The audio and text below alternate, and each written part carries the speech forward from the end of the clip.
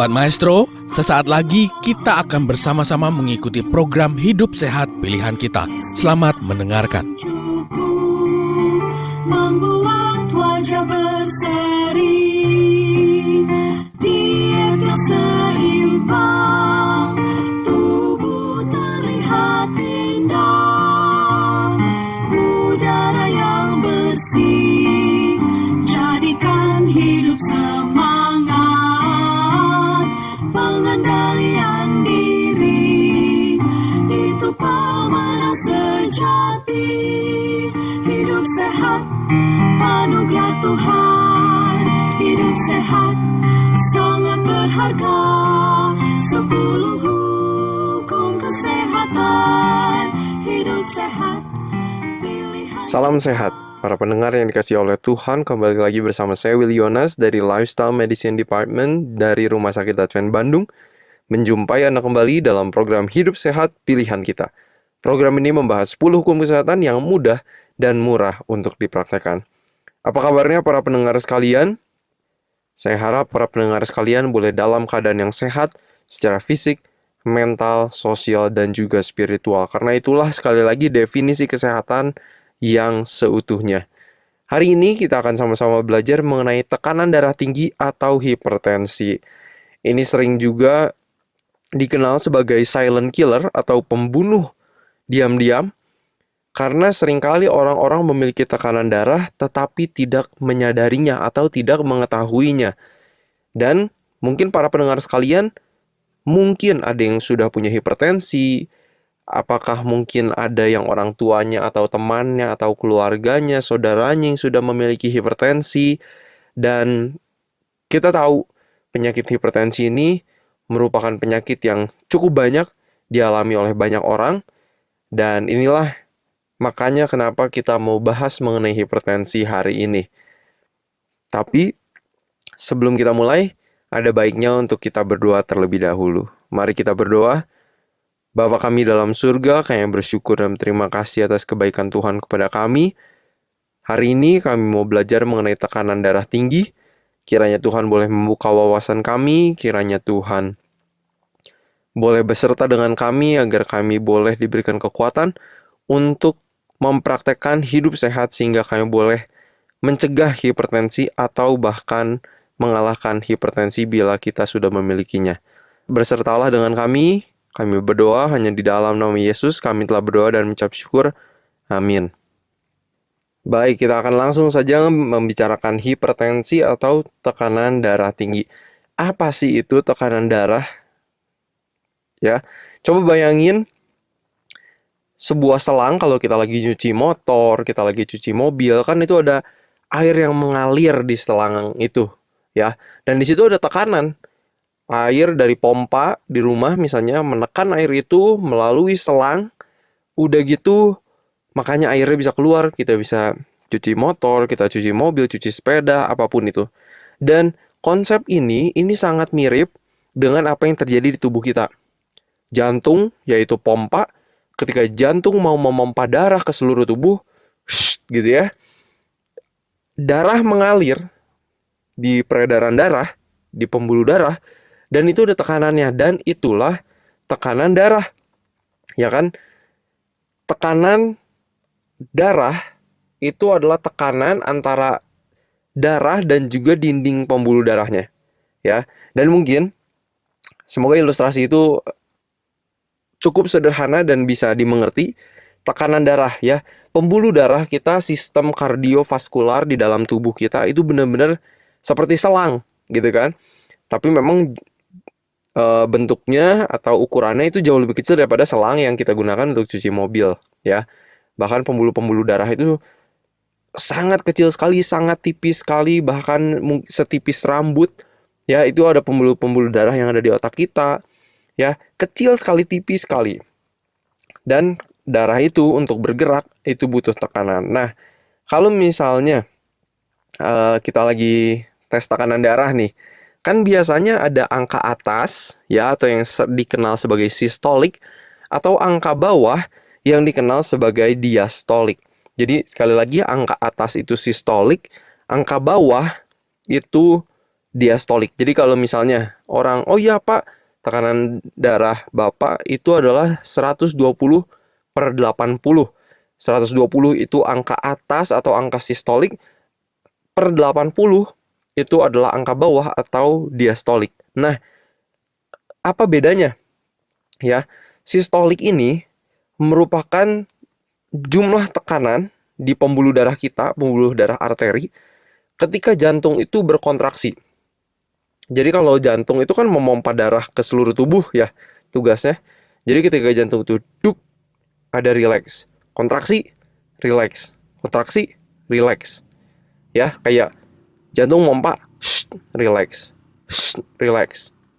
Relax. Jadi ketika jantung itu memompa darah, tekanan yang ada di arteri, di pembuluh darah arteri itu adalah tekanan sistolik.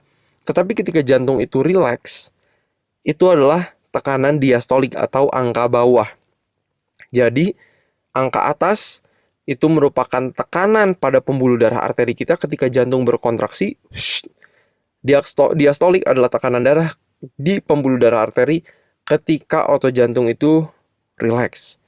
Atau kapan sih jantung relax? Itu di antara detak jantung. Jadi kalau jantung kita berdetak duk, duk, duk, duk, di antara bunyi duk, duk, itu disitulah jantung itu relax. Dan itu tekanan diastolik. Ya. Nah, kapan sih seseorang itu dikatakan memiliki hipertensi? Ya kan? Mungkin pendengar sekalian udah pernah tes tekanan darah, misalnya, oh ya saya 100/60, atau misalnya, oh saya 130/80. Kapan sih seseorang itu dikatakan memiliki hipertensi? Jadi ada beberapa klasifikasinya. Yang normal, pertama kita mau tahu yang normal. Yang normal itu di bawah 120 untuk sistoliknya, diastoliknya itu di bawah 80. Ya, seringkali dikenal oleh orang yang normal itu 120/80. Ya. Nah, ketika angka sistolik itu sudah naik di antara 120 sampai 139, itu sudah dikatakan prehipertensi. Jadi ini awal-awal ke hipertensi, dan prehipertensi juga dihitung bila mana diastoliknya itu di antara 80 sampai 89. Lalu kategori selanjutnya adalah hipertensi tingkat 1, ketika tekanan darah seseorang itu di antara 140 sampai 159, dan diastoliknya 90 sampai 99. Hipertensi tingkat 2, ketika tekanan darah sudah di atas 160 dan diastoliknya itu di atas 100. Jadi sebenarnya ketika tekanan darah kita itu sudah di atas 120 untuk angka sistoliknya, kalau diastolik kita sudah di atas 80, kita harus lebih memperhatikannya, ya. Karena itu tekanan darahnya sudah lebih naik, dan itu ada efek-efeknya. Kalau kita ngomongin soal hipertensi, efek-efeknya itu bisa ke penyakit jantung, ke stroke, ya. Jadi bayangin kalau misalnya tekanan itu kenceng, ya, di dalam pembuluh darah kita, dinding-dinding pembuluh darah yang namanya endotelium itu juga bisa rusak, ya. Dan kalau misalnya kita sudah memiliki penyempitan pembuluh darah, ketika tekanan darah itu kencang, plak-plak ini akhirnya bisa lepas, ya, atau ya kita bisa bilang lepas karena tekanan yang tinggi di darahnya. Akhirnya itu mengalir, akhirnya nyumbat ke tempat lain. Itulah yang namanya embolus atau embolisme. Jadi kita harus hati-hati dengan hipertensi ini, karena ketika kita tidak memperhatikannya, ini sangat bisa meningkatkan resiko kita terhadap serangan jantung, stroke. Udah gitu ini juga bisa kepada menghilangnya atau berkurangnya kemampuan melihat atau vision loss bahasa Inggrisnya. Udah gitu ini bisa ke gagal jantung juga atau heart failure. Udah gitu bisa bahkan ke sexual dysfunction, disfungsi seksual terutama pada laki-laki. Udah gitu ini juga bisa membuat sakit ginjal, yang akhirnya kalau tidak terus diperhatikan, ini bisa akhirnya menjadi gagal ginjal. Dan bayangin aja, ginjal itu kan kayak saluran filter, saringan. Kalau tekanannya terlalu keras, terlalu kenceng, tidak seperti seharusnya, yang adalah 120/80 atau lebih rendah, bayangin aja filternya itu bisa jebol, ya kan? Itulah makanya kenapa tensi, tekanan darah kita itu perlu dicek secara rutin juga. Nah, ngomongin soal cek tensi, kapan sih kita perlu untuk cek tensi? Atau pada waktu kapan? Apakah sesudah makan? Apakah sebelum makan? Apakah sebelum atau sesudah olahraga? Kayaknya ini banyak juga sering dipertanyakan orang-orang.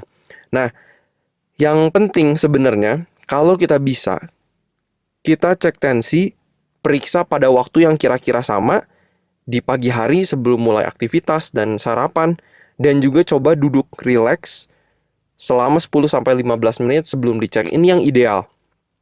Ya, ini yang idealnya. Karena tekanan darah itu kan cepat sekali berubah-berubah. Kalau misalnya kita dari duduk terus langsung berdiri, dari kita tiduran terus langsung kita berdiri, itu tekanan darah itu sangat fluktuatif, cepat sekali bergantinya.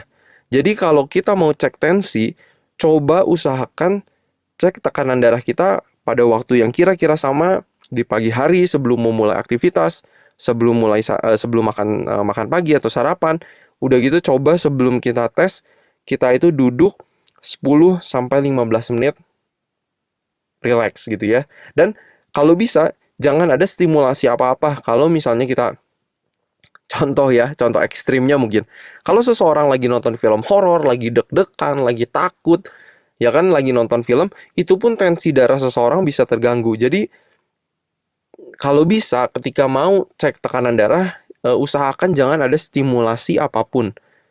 Kayak contoh lainnya misalnya denger lagu rock gitu kan. Lagu-lagu seperti itu juga bisa meningkatkan tekanan darah kita. Jadi karena emosi itu pun sangat berpengaruh kepada tekanan darah. Ya kan kalau kita lagi ada rasa takut, lagi mau dikejar anjing, pasti tekanan darah kita meningkat karena ada hormon adrenalin atau epinefrin yang dikeluarkan oleh ginjal, udah gitu membuat tekanan darah juga menjadi lebih tinggi. Jadi usahakan relax. Dan posisi mengecek tekanan darah itu posisi sangat berpengaruh. Jadi kalau misalnya kita biasanya tangannya ke samping atau 45 derajat atau ke depan, itu pun sangat berpengaruh. Ada bedanya. Ya, di depan saya ini ada gambar dari satu penelitian ketika tekanan darah seseorang dicek, tangannya lurus ke pinggir atau 45 derajat atau ke depan itu bisa berbeda. Jadi kalau misalnya kita tes tekanan darah kita, usahakan juga pada posisi yang sama setiap hari ya. Setiap kali kita tes usahakan pada posisi yang sama. Dan seringkali dokter itu minta pasien-pasien yang sudah memiliki tekanan darah tinggi untuk mengecekkan tekanan darahnya sendiri di rumah. Dan akhirnya ketika mereka check up, mereka membawa laporannya.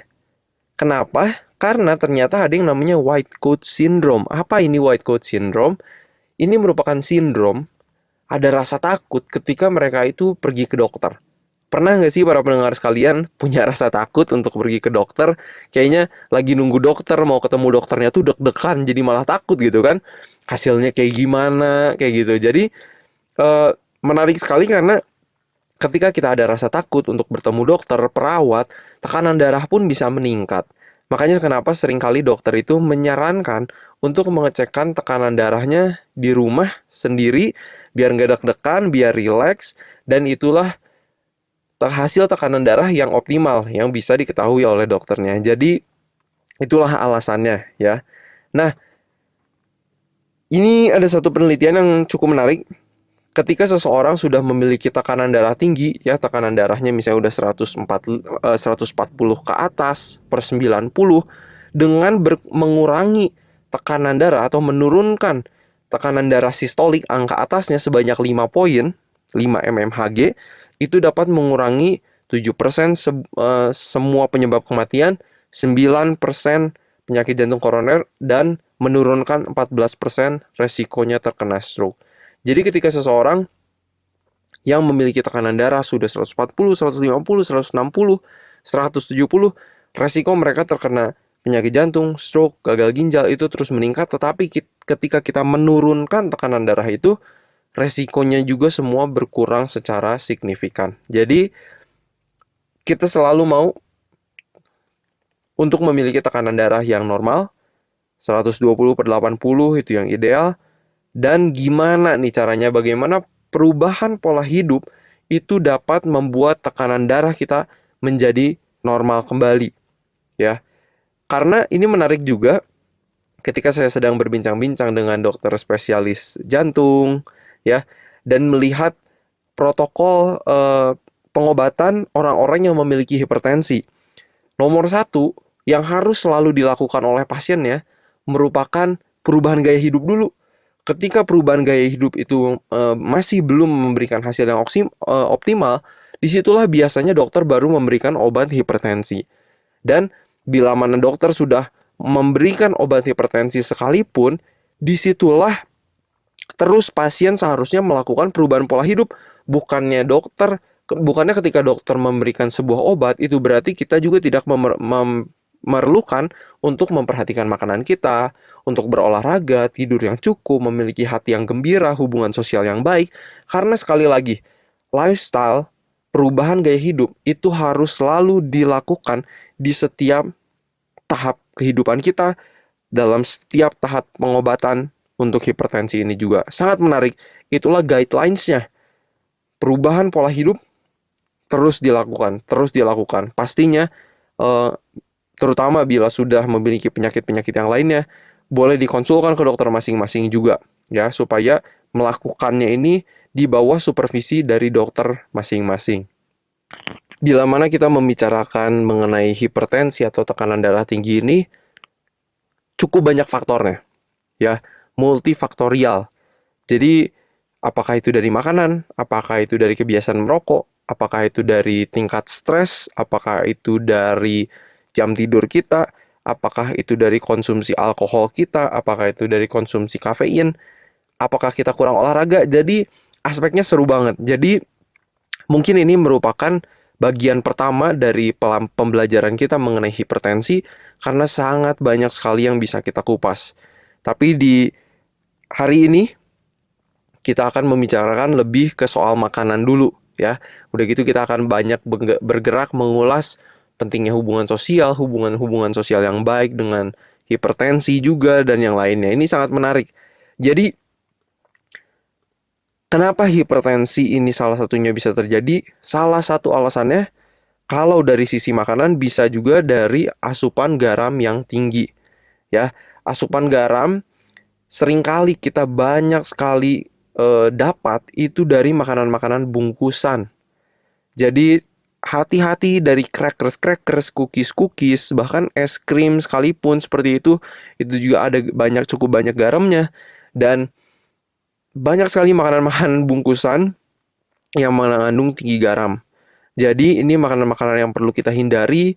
Kerupuk-kerupukan, keripik-keripik yang asin, itu sangat bisa mempengaruhi tekanan darah seseorang. Dan bila kita memasak di rumah, kita juga perlu hati-hati dengan penggunaan garam. Mungkin kalau bisa, jangan biasakan untuk memiliki salt shaker atau botol yang berisi garam itu, ya, di meja makan.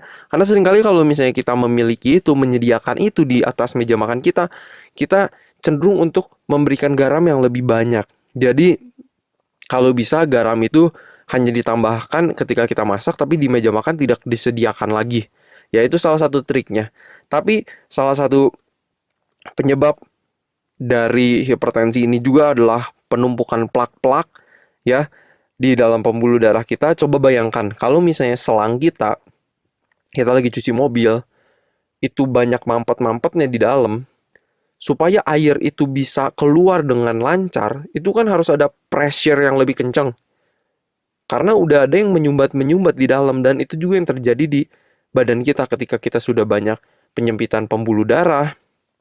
Ya, oleh karena banyak makan gorengan, banyak makan daging, kurang makan sayur dan buah, akhirnya itu juga yang dapat meningkatkan tekanan darah kita. Dan juga ini yang menyebabkan dinding-dinding pembuluh darah kita yang seharusnya menghasilkan satu gas yang namanya nitric oxide, yang membuat pembuluh darah ini bisa mengembang.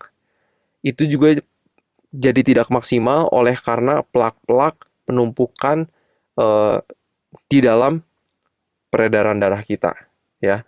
Dan banyak penelitian yang lainnya, makanan yang tinggi lemak, garam, udah gitu kalau kita memiliki diabetes mellitus, kondisi kolesterol kita tinggi, udah gitu kita kelebihan berat badan, itu juga dapat meningkatkan resiko terhadap hipertensi ini. Jadi penting sekali untuk jaga makanan dari kita muda, karena apa yang kita tabur itu yang kita tuai, itu kata Alkitab juga.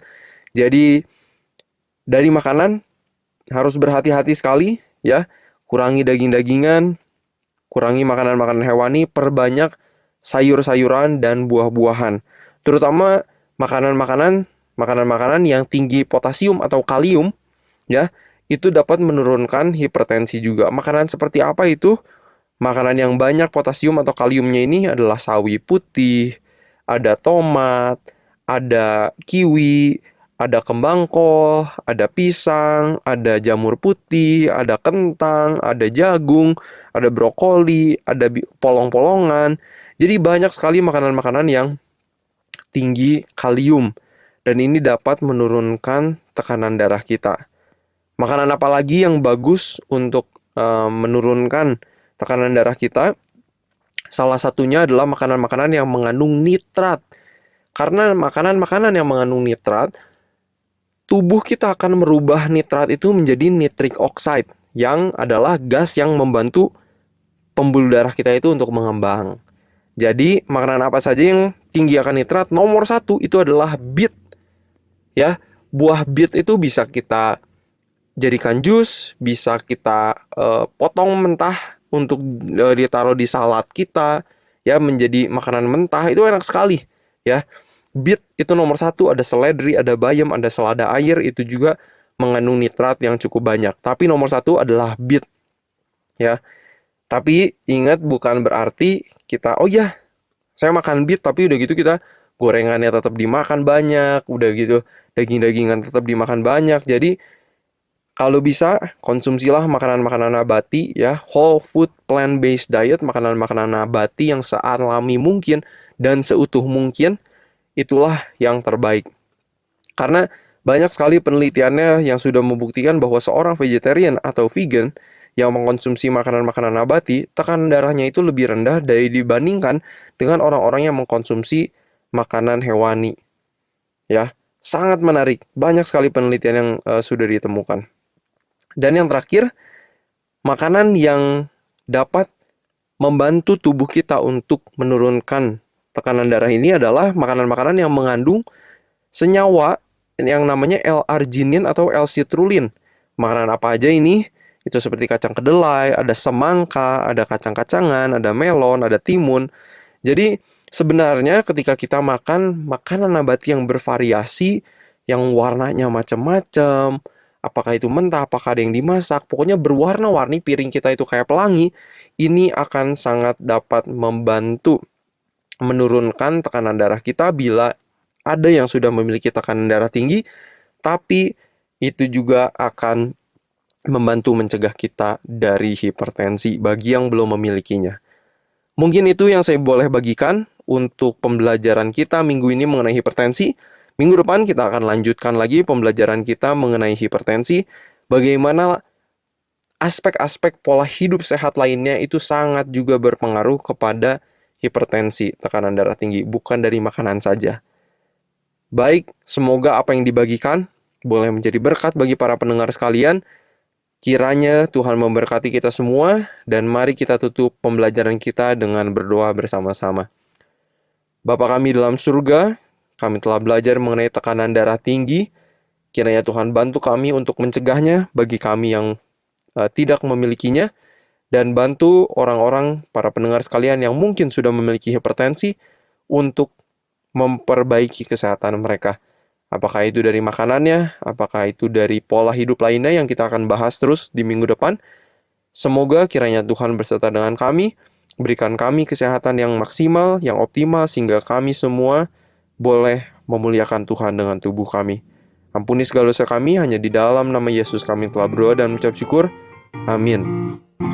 Hati yang gembira Sobat Maestro, Anda baru saja mendengarkan program Hidup Sehat Pilihan Kita. Terima kasih atas kebersamaan Anda. Istirahat yang cukup membuat wajah berseri. Diet yang seimbang, tubuh terlihat indah. Udara yang bersih, jadikan hidup semangat. Pengendalian diri, itu pemenang sejati. Hidup sehat, anugerah Tuhan. Hidup sehat, sangat berharga.